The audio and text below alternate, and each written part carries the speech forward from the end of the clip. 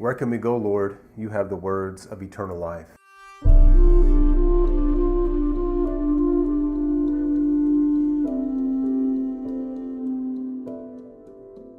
This week, in our Gospel, the 6th chapter of John, we come to the conclusion of the Bread of Life discourse, and we hear those words that are spoken by Jesus describing the great and beautiful mystery of the Eucharist, which was very shocking to the people, and many of them departed from Jesus. And he looks at Peter and he says, "Are you going to leave me as well?" And then Peter says those words that have been very helpful to me, especially in the last few weeks.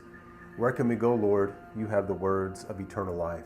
I don't think it's by any type of coincidence that we have those words from our first Pope being spoken to Jesus in the midst of all of these scandals and things that have been brought forward, things that should have been dealt with many, many years ago. But here we are dealing with these sex abuse crimes and cover-ups and the fallout from all of that. For me personally, I could be doing anything I wanted to do with my life, but the words of Peter keep coming to my mind. Where can we go, Lord? You have the words of eternal life. I didn't sign up for the priesthood because I was inspired by a priest or a bishop or any other person.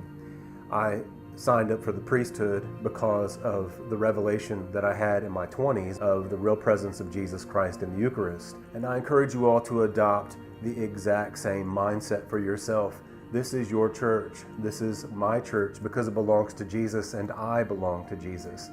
So the words of St. Peter must become our own. Where can we go, Lord? You have the words of eternal life. I'm certainly not going to run the other direction whenever I know the words of Jesus to be true. This is his church, and I am a part of that church, and we all are. So we have to stay, cling to Jesus in the Eucharist, and be advocates for change, to stand up for justice, and to pray that renewal be brought forward.